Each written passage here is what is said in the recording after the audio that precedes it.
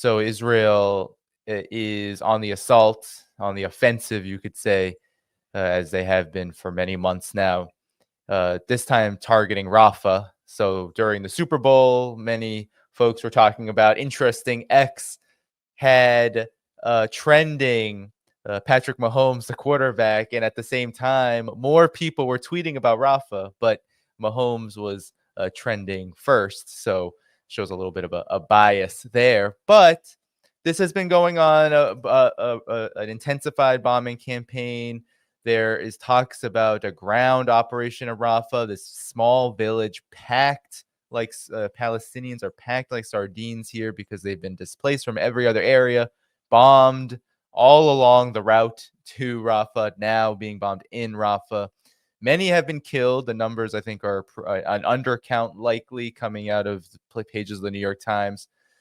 But you have William Burns and other players in the international realm, Arab countries, Qatar, etc., trying to work out a ceasefire deal, and there is none in sight.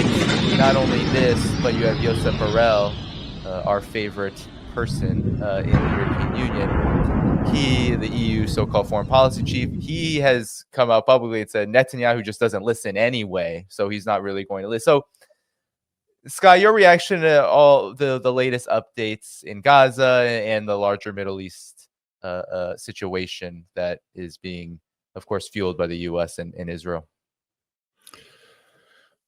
Well, I mean, wow, where to start on this one? Do we start with a 4-year-old girl on a telephone to the Palestinian 911, saying that she's in a car?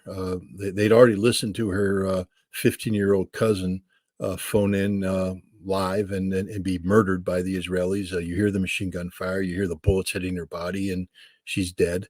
So now this 4-year-old girl calls in and she says, somebody come and save me. Somebody come and save me. And then they send 2 paramedics. They coordinated with the Israelis and said, we're sending 2 paramedics. The Israelis said, okay. They did everything the Israelis asked them to do. When the paramedics arrived on the scene, they were then killed by the Israelis. Their vehicle run over, set on fire, the body's burned, and the 4-year-old girl is dead. Is this where we begin, where the Israelis are using 4-year-old children as live bait to lure in paramedics to murder them? It's not unique. The Israelis do this over and over again. How about the doctor who's in surgery and the Israeli sniper shoots him while he's in surgery?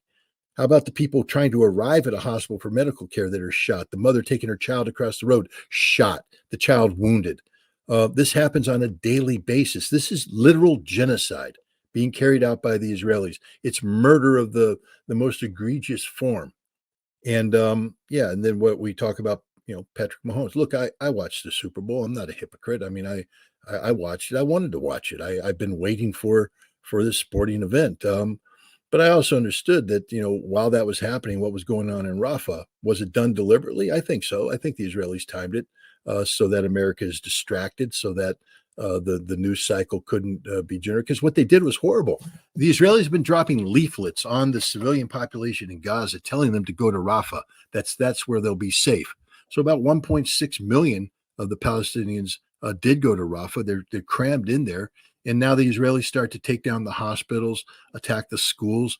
And last night they bombed a mosque, and they killed hundreds of people. I mean, they ripped their bodies apart. We're talking about women, children, civilians. They dropped the bomb. They claim it was in support of an anti-terrorist operation that rescued 2 Israeli hostages.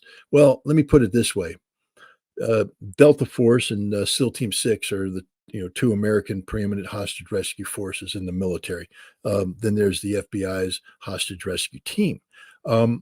If they ran an operation where if they to rescue 2 hostages, they had to kill nearly 150 people, wound another 250 people, and kill 3 hostages, maybe 8 hostages total. There's 5 that are wounded.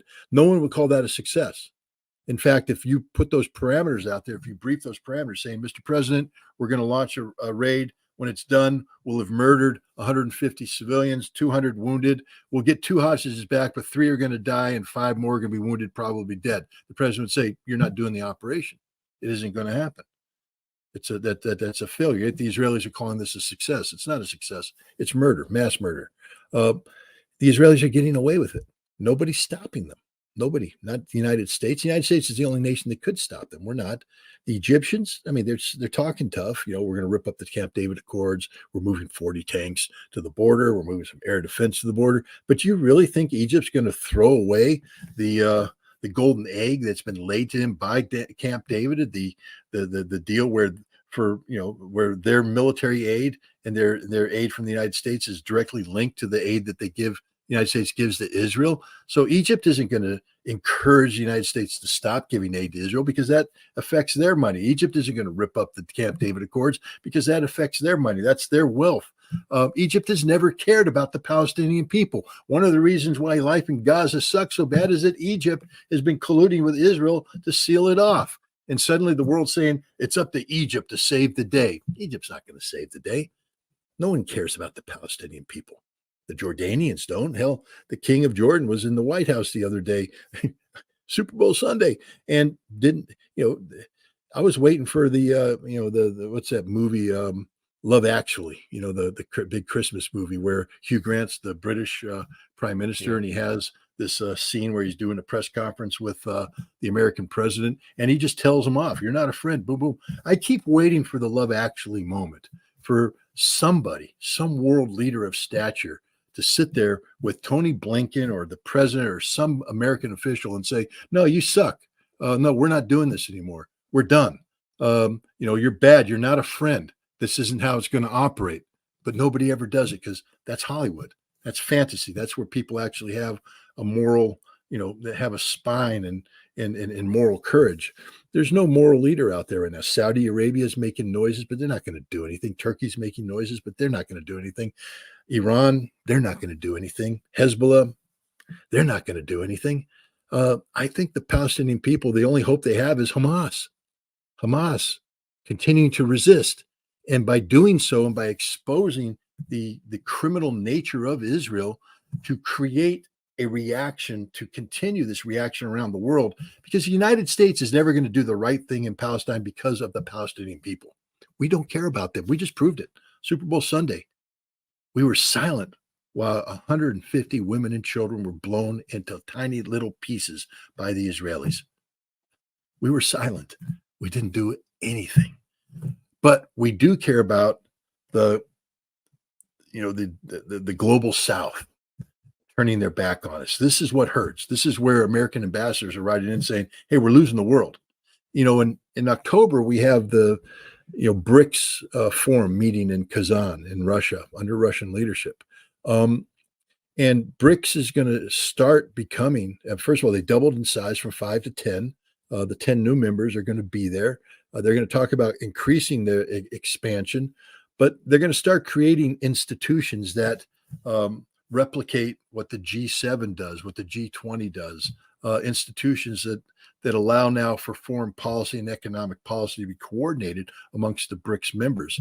BRICS is the global South. And so as Russia starts attracting the global South is taking a look at the United States saying, we don't want to have any part of this anymore. You guys are horrible, what you did here. That could be the impetus for the United States to do the right thing and stop Israel. Look, as long as we allow Benjamin Netanyahu to stay in power, and remember, we allow this to happen. We could terminate him today, right now. The president could pick up the phone and say, Bibi, you're done. You can't get rid of him, a sovereign state. Well, you ain't sovereign enough because we will stop all the money. We will pull the plug on every deal we have. We will force AIPAC to register as a foreign agent. We will do a whole bunch of stuff that you don't want us to do, that none of your colleagues want us to do if you don't step down. We could make him step down today, right now, but we don't because we don't have the guts. We don't have the cojones to do that. But we might once the global South says, we're done. And BRICS is the leverage. BRICS is the leverage. So if Hamas can continue to hold out, continue to deny Israel military victory, and by resisting, and by the world seeing the crimes of Israel against the Palestinian people become even more politically relevant. Look, the Biden doctrine. I don't know. Did you read the Tom Friedman piece in the New York Times